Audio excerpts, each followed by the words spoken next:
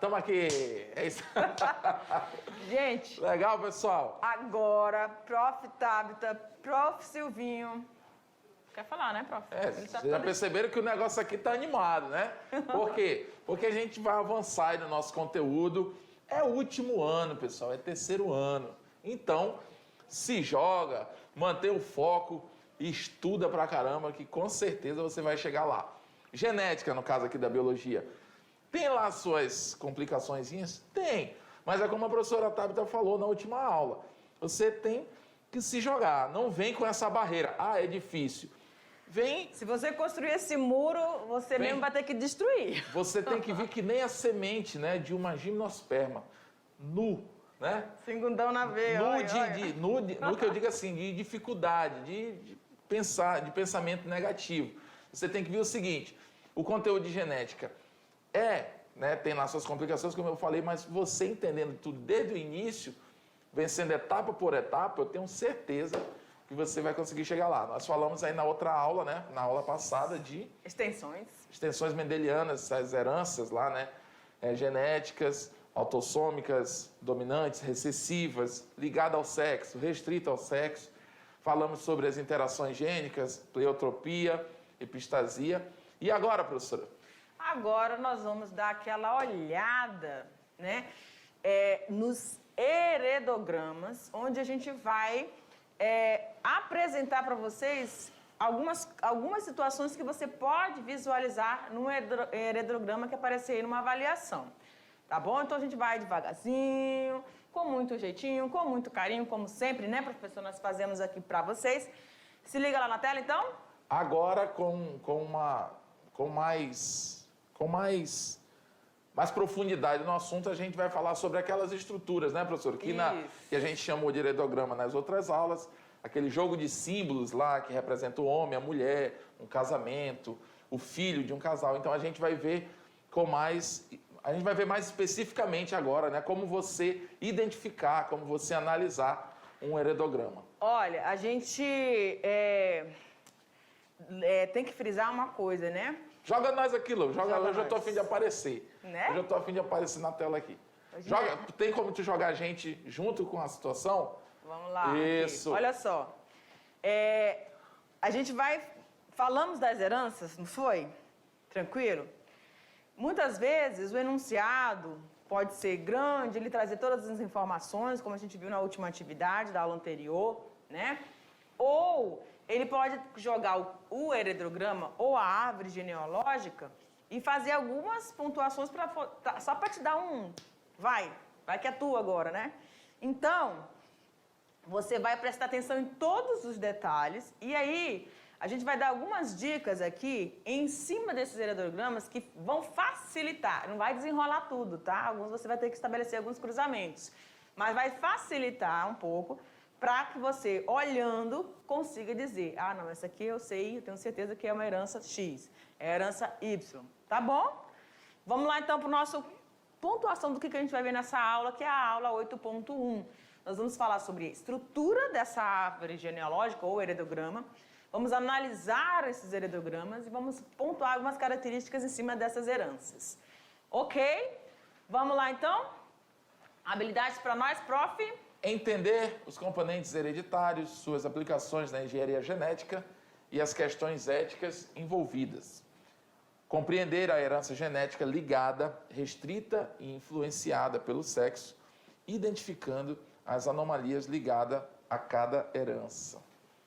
Aí aqui tem aquela situação, olha aqui para mim, aquela situação que o prof começou falando, desde que nós começamos a parte da genética, pode jogar. Professora, se você me permite, eu vou em cena aqui agora. Sim. Eu estava lendo aqui a nossa habilidade que eu acabei de falar. Tem uma situação que a gente acabou não citando na última aula, Sim. que é a influenciada pelo sexo. Sim. A gente falou da herança restrita, da herança ligada e tem aquela influenciada pelo sexo, que também é rapidinho, para a gente falar sobre ela não tem muito mistério. A influenciada pelo sexo, pessoal, é aquela que ela vai estar presente nos cromossomos autossômicos, presta atenção, ela está nos cromossomos autossômicos. Cromossomos autossômicos são aqueles que não influenciam na formação sexual. Não interessa se vai ser homem ou mulher. Ele vai estar ali para formar a estrutura. Mas, se essa mutação, se essa alteração genética, ela está lá no autossômico, em qualquer gene, né, dos cromossomos autossômicos, ela só vai se expressar caso esse organismo seja feminino ou caso ele seja masculino. Ou seja, em algumas situações, determinadas situações genéticas, elas só vão se ativar dependendo do sexo que for aquele organismo. Então, ela vai ser influenciada pelo sexo. É quando a gente diz que uma alteração ela é influenciada pelo sexo. A gente tem aí a questão, por exemplo, da calvície. A calvície é um caso de questões influenciadas pelo sexo. Às vezes a mulher ela pode ter, mas na maioria das vezes é no homem que ela vai se manifestar, entendeu? Então, só para você ter em mente que isso também pode, de alguma forma, ser cobrado aí no Enem, né? E eu prestei atenção aqui, agora nós falamos sobre heranças genéticas e não tínhamos citado isso, né? Então, fica a dica aí, tem essa informação a mais daquela aula, mas não tem problema que a gente está falando aqui nessa aula. Tá bom, pessoal? Então, agora, vamos para o heredograma. Seguindo, vamos lá para essa estrutura, né, que nós temos falado frequentemente aí, que é essa árvore genealógica ou heredograma em si, tá? Então, aqui a gente tem o casal 1 e 2, o homem, quadradinho, e a mulher ali, redondinho, círculozinho, tá? Onde esse casal teve os 3 filhos, sendo 2 meninos, o 3 e o 4 meninos, e o 5º menina. Essa menina casou-se com um homem e tiveram quantos filhos? 2 filhos, sendo um casal, tá bom? Então, como a gente falou na aula anterior, das extensões, que a gente comentou aí sobre isso, ou eu posso enumerar do jeitinho que está aí, ó, de 1 até 8, na sequência, ou eu posso identificar cada indivíduo de cada geração. No caso, 1 e 2 corresponde a uma geração, do 3 ao 6 corresponde à segunda geração, e o 7 e 8 corresponde à terceira geração. Tá bom? Vamos lá? Então, olha só, são representações, então, esses heredogramas são representações gráficas da transmissão de genes em uma família. É como, quando a gente observa o heredograma, ele nos permite identificar como que foi feita essa transmissão, como que é a manifestação.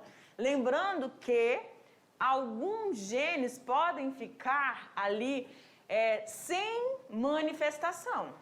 Tá? Quando a gente tem casos aí de organismos, indivíduos heterozigotos. Porém, a gente pode ter a manifestação desses genes em homozigoses, com recessividade, e a gente pode ter casos aí de dominância, como a gente vai ver ao longo dessas aulas, tá bom?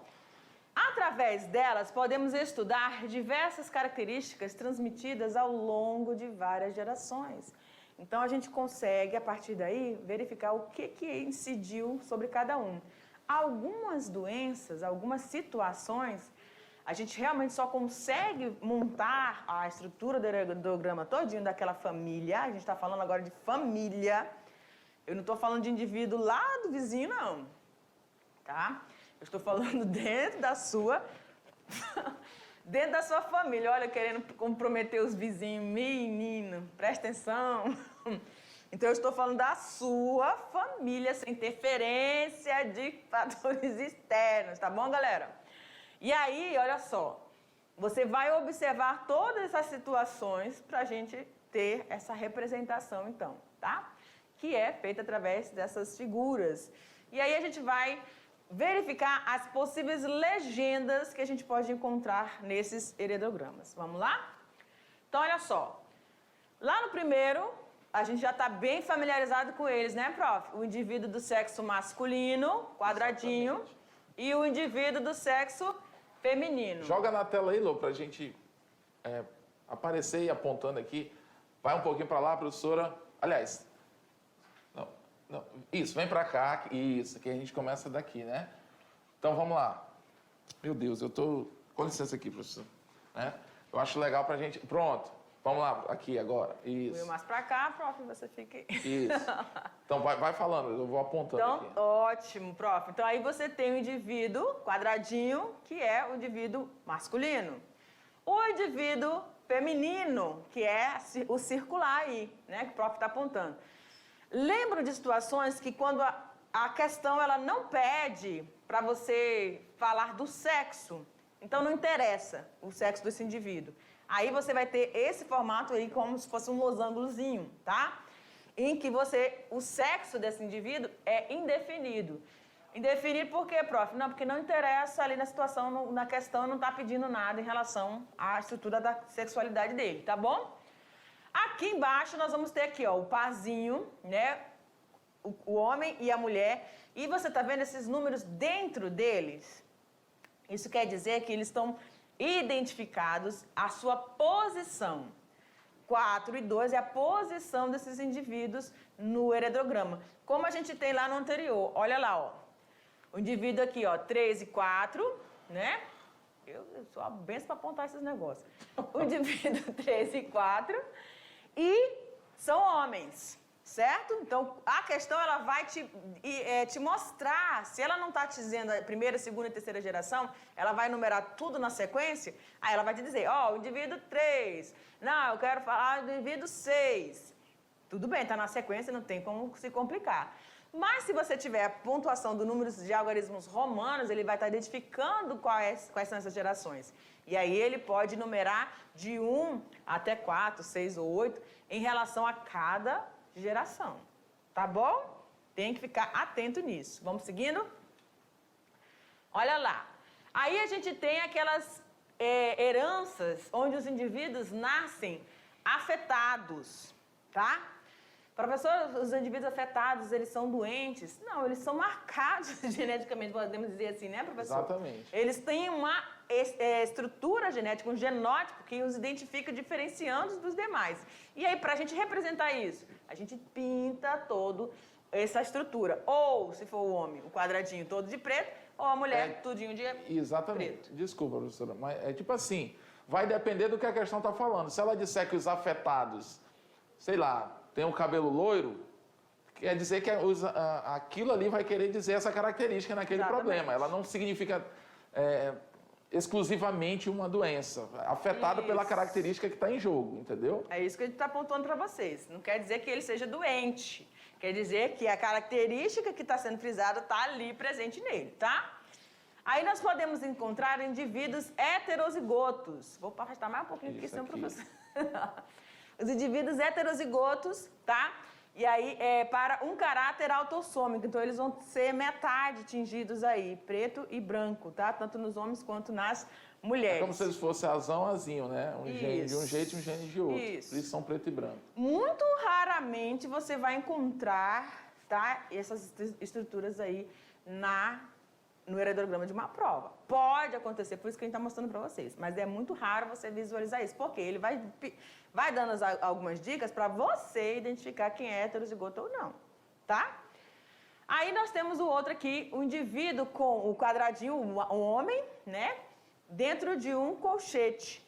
Isso quer dizer que esse indivíduo ele foi adotado. Quando o indivíduo é adotado, já foge da questão dessa estrutura aí, né, da constituição genética dentro dessa família que você construiu, tá? Mas ele também pode aparecer dentro do heredograma, porque não vai descartar, né, gente? Aí você tem o losangozinho com P bem no meio. Isso quer dizer que esse indivíduo de sexo, não pode dizer assim, né, indevido, porque ele está grávido, né? Então você tem um indivíduo grávido, tá? Quer dizer, indica a gravidez ali presente. Nesse caso, né, provavelmente, né? Até com certeza eu posso falar que se trata de uma mulher, né, professor? Sim. Pode aquela situação daqui, ó. Onde o sexo é definido. Aqui, né? A mulher, gravidez, gente, né? Até então, é a mulher, tá? Vamos lá, prof. Agora para o... Eu vou ficar aqui. Isso. Opa. Deixa eu ver onde é que eu fico, prof. Aqui. Será que aqui deu? Deu. Vamos lá, então a gente tem aí os indivíduos homem e mulher, esse sinalzinho, essa ponte ligando eles dois representa o casamento. A gente pode ter pontilhados, ligando os dois indivíduos de sexos diferentes, que é o casamento matriarcal, matrimonial, né?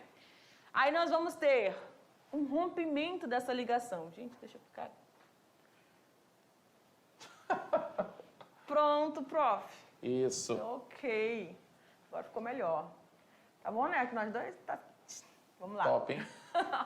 Então, aqui os indivíduos vão se divorciar. Então, como é que a gente representa isso ou visualiza isso no heredograma? Eles cortam os laços, né? Tava uma ponte, aí rompeu a ponte. E aí a gente tem o acasalamento consanguíneo. O acasalamento consanguíneo é justamente aquele onde você tem familiaridade muito próxima, parente muito próximo, pode ser os primos, né? Os irmãos, enfim. Quando tá? o cara vai pra casa das primas, né? Que Eita, pode aí, acontecer isso né, aí. gente? Não vamos Hoje misturar... vamos lá pra cima, na casa das primas. Não vamos misturar as isso aí. questões, não. Mas pode acontecer. Não deve, mas acontece. E aí a gente tem aqui embaixo os gêmeos monozigóticos, ou seja, aqueles que a gente diz que são gêmeos idênticos, tá? Ou os gêmeos dizigóticos, onde você vai ter sexos diferentes, né, também, né? O homem, menina, menina, menina, tá bom? Uma coisa interessante, aproveitando que essa questão está aqui, quando eu brinquei aqui da questão do acasalamento consanguíneo, né? Geralmente entre primos, tem muitos alunos que me perguntam sobre a questão de... É verdade, professor, que primos, quando têm filhos, né? O filho vem doente, vem com alguma síndrome e tal...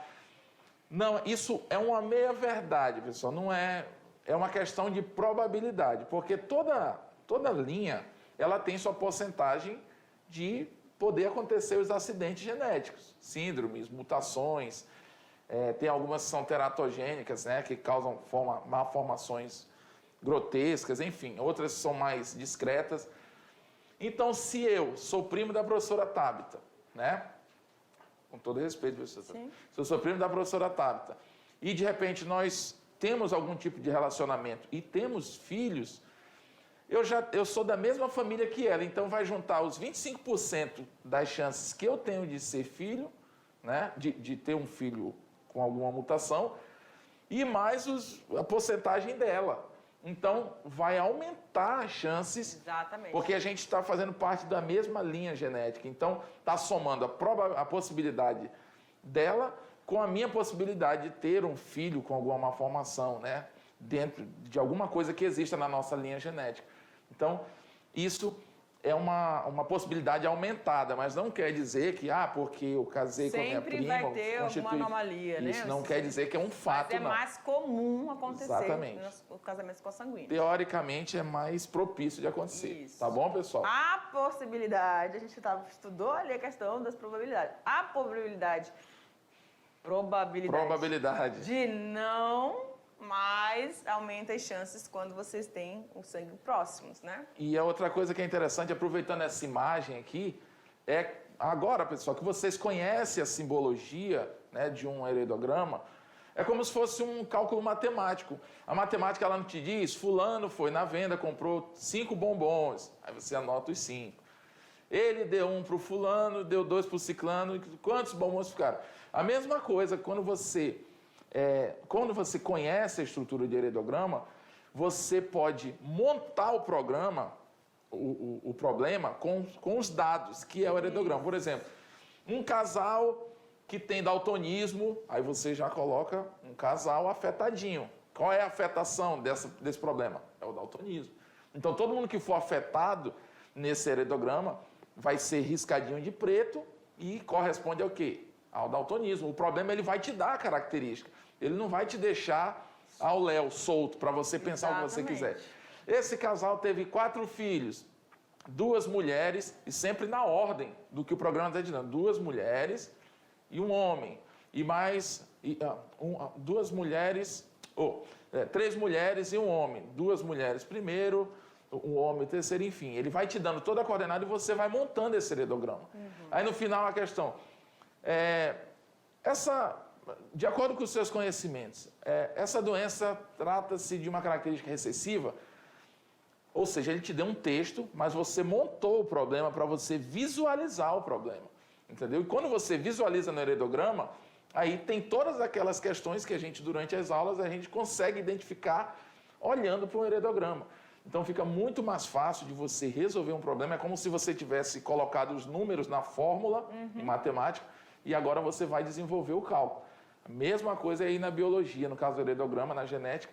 Você montou o heredograma e você consegue resolver o problema com mais facilidade. Entendeu? Algumas situações, né, prof, quando você está montando esse heredograma, eles só vão ser elucidados, alguns cruzamentos, só você vai conhecer o parzinho de alelos que compõe aquele indivíduo, só quando você tem o cruzamento dele, ou seja, os descendentes desse indivíduo. Às vezes eles vão ficar ali, o que ele é mesmo, o que eu posso afirmar. A gente vai ver isso durante a aula, tá bom? E quando tem um casal, por exemplo, um casal, um fulano lá, o homem ele é afetado e a mulher não é, só com isso já é difícil de você conseguir identificar uma... Aí ele vai dizer se o pai dele tinha tal característica, a mãe... Isso, é por isso que é preciso ter um desenvolvimento da situação, ou para cima ou para baixo, para você também conseguir fazer uma análise e descobrir, né?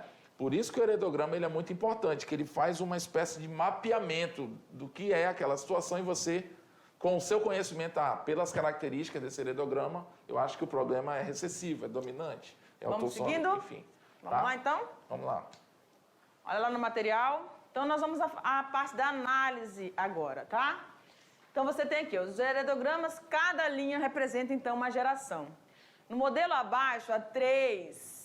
Na geração 1, deixa eu jogar aqui. Na geração 1, há um casal. Da 2, como a gente falou para vocês ali anteriormente, estão os filhos. E na geração 3 estão os netos. Professora, tudo isso de neto, né? Galera. Eles tiveram 3 filhos. Tá pouco, né? A primeira geração, tá? E cada um dos seus filhos, só não a número 3, tadinha ali, ela tá ainda solteira, tá? A minha avó, só ela teve 11 filhos, só ela. Pois é. Fora as irmãs dela. Exato. Então, vamos lá. Aí você identificou, então, agora olha só. Olha que aquilo que eu tinha falado no início. No primeiro heredograma que a gente mostrou para vocês, lembra que estava lá de numerado de 1 até 8? Né? Aqui, o que a gente consegue observar? Em cada geração, ele renumerou. Geração 1, o indivíduo 1 e 2. Geração 2, o indivíduo 1 ao 5. Geração 3, o indivíduo de 1 a 8. Pode acontecer das duas formas, tá? Então, você tem que estar atento. Vamos lá, então. Como é que eu vou analisar, então, o heredograma que a gente mostrou aqui para vocês, tá? Então, inicialmente, eu vou identificar se a situação, né, a doença ali não, a herança, ela está ligada ou não ao cromossomo sexual, certo? Então, primeiramente, eu vou olhar esse heredograma e vou tentar identificar. O que vai me dar essa capacidade de identificar se trata de uma herança do cromossomo sexual? Olha lá a dica. O homem só vai transmitir para as filhas, tá bom? E só serão afetados se as mães possuírem o gene. Quando a gente observa essa situação, aí eu vou olhar para a primeira geração. Você tem uma mulher afetada, né? teve o filho, homem afetado e teve uma mulher, certo? Na geração 2, você tem um indivíduo ali, ó, 4 e o 5, que casaram, os dois afetados, tiveram também, na terceira geração, os filhos, 4 e 5, homem e mulher são afetados. Então, eu já posso pontuar que essa característica aqui, essa herança, não pode ser do cromossomo sexual, porque vai estar aparecendo aqui também nas mulheres, tá bom?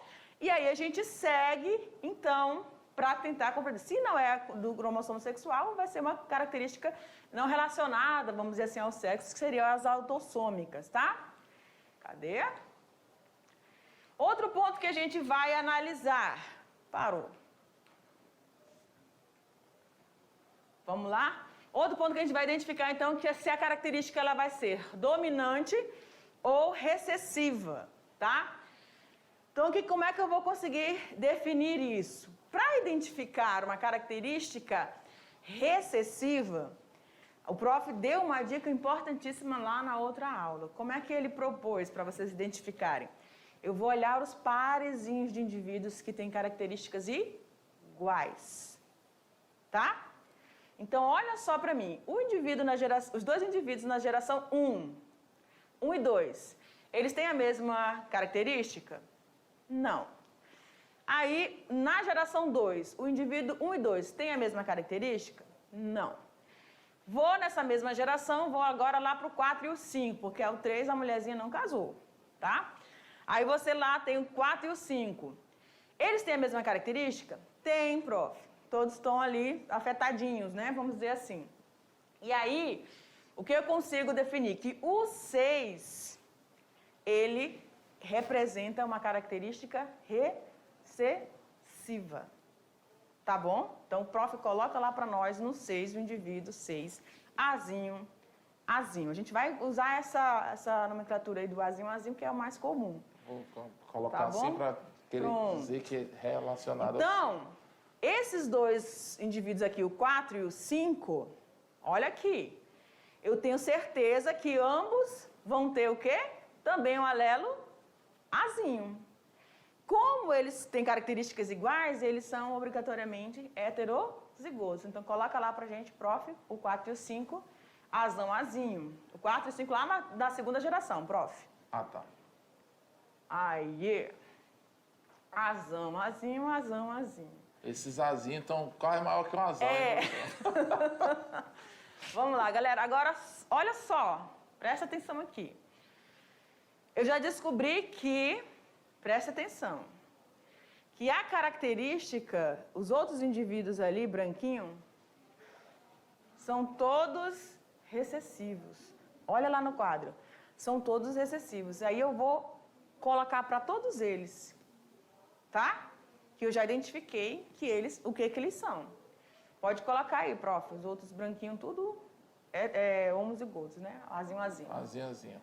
Azinho, azinho, azinho, azinho, azinho, azinho. É azinho, azinho para todo lado. É azinho, azinho para todo lado, tá?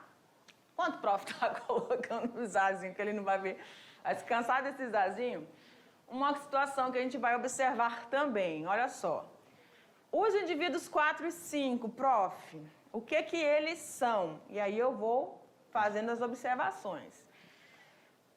Se eles são afetados, eles têm a mesma característica dos pais. Então, eu sei que eles têm o gene Azão também. Pode colocar, prof. No 4 e o 5, eles também têm esse gene Azão. O 5 também tem o Azão. Pronto. Agora, como eles, um alelo é herdado do pai, outro da mãe, esses dois vão ficar meio aqui, a gente não vai saber se eles são heterozigotos ou eles são homozigotos, tá bom? Então, eu deixo ali indefinido. Então, eu vou identificando inicialmente, tá? Se trata de uma característica ou uma herança do cromossomo sexual, e aí os homens, né, vão ter as filhas ali afetadas, aí a gente viu que tem um homem e mulher afetados, e outra característica é que esses indivíduos vão ter pelo menos um dos progenitores ali afetados. Como eu identifiquei que não é, a gente tem uma característica autossômica, tá? E aí eu identifiquei que se trata de uma característica autossômica dominante, onde os outros, todos os branquinhos são normais, são os indivíduos recessivos. Viu como é que... Professora, um exemplo também interessante que tem muita gente que associa a característica recessiva a uma coisa negativa. Isso. Como assim? Ele é saudável, mas ele é recessivo? Mas se ele é recessivo, ele pode ser... Não interessa, pessoal. Característica recessiva ou dominante não querem dizer doença ou saúde, ou síndrome, malformação ou normalidade. Qualquer característica pode ser ou recessiva ou dominante. O fato dela ser recessiva não quer dizer que ela é uma coisa ruim. E nem que representa, quando a gente simboliza ali os afetados, que seja uma doença, como a gente pontuou aqui várias vezes para vocês. Exatamente. Agora, uma situação que não sei se você prestou atenção, joga lá no quadro. Olha lá, esse heredograma, ele corresponde a indivíduos de lobos, né, da orelha solto, e indivíduos de lobo da orelha preso. Então, e só com essa dica, eu já identificaria que, e ele está pontuando aqui, que os homens, os pintadinhos, são esses que têm o lobo solto. E essa característica de lobo solto é uma característica dominante. E outra situação também, professora, só para vocês lembrarem. Ah, professor, E professor, eu entendi, tá legal aí o que vocês falaram, vi vocês colocando as letrinhas, isso e aquilo. Mas, como é que vocês sabem que os riscadinhos, né, os afetados são dominantes, né, características dominantes, e os branquinhos são recessivos? Como é que vocês chegaram? Porque acontece, né? A gente faz, mas a gente fica na dúvida, mas como é que ele chegou nessa informação aqui? Lembra que eu falei, pessoal? Pais iguais com um filho diferente, sempre esse filho vai ser recessivo. Nesse caso aqui, o recessivo são os não afetados, entendeu? Então... Que botei o lobo preso. Isso, só para você saber de onde veio. Porque quando eu acho esse azinho aqui, automaticamente é como se fosse a chave para eu resolver o resto do heredograma todinho. Exatamente, fica muito mais fácil. Quem for branco vai ser azinho. Eu achei. E quem for afetado nesse caso vai ter pelo menos um dominante. Não me interessa o outro par dele, mas ele é dominante. Entendeu? Então, fica a dica. Aí a questão pode trazer várias perguntas sobre qualquer indivíduo dessa genealogia aqui que você vai conseguir responder. Exatamente. Tá bom? Aí, prof, e esses indivíduos 4 e 5 da terceira geração ali, vai ficar assim? Aí até eles se casarem e terem filhos, sim, porque eu não vou ter como definir isso aí. Tá bom? É aquela situação que a gente falou para vocês. Alguns indivíduos, eles ficam indefinidos, o outro parzinho de alelos, justamente porque a gente tem que permitir que esse indivíduo case e veja a manifestação dessa frequência aí nos seus filhos. Tá bom? Vamos seguindo? Então, outra coisa é localizar os indivíduos homozigotos, como a gente acabou de fazer para vocês aqui. E aí, vamos às características, então, presentes dentro desses heredogramas para as heranças, tá? Então, a gente tem aqui, ó, a herança autossômica dominante, né? Na herança autossômica dominante, a mulher, presta atenção que, como é autossômica, tanto o homem, circula ali, prof, identifica ali, tanto o homem quanto a mulher podem estar... ser afetados. Isso, ser afetados. Aí seria na segunda geração ali. Tanto os homens, vai aparecer essa frequência tanto nos homens quanto nas mulheres. Já é autossômica, tá? Como por ela ser dominante, ela vai aparecer com mais frequência, né? Isso também é uma característica. A percentagem para as características autossômicas dominantes, normalmente é a frequência aí de 75%. Então, a gente vê um número maior de frequência para esses indivíduos. E um caso importante, pelo menos os indivíduos afetados, quem são os afetados aí? No caso, a mulher, né? Na segunda geração. Só para a gente ficar prestando atenção no que a gente está falando, prof. No casalzinho inicial, ele coloca a primeira e a segunda e a terceira geração, que aí fica mais fácil para a gente... Isso, primeira, a segunda geração e a terceira geração. Pronto. Obrigada. Aí, então, olha só.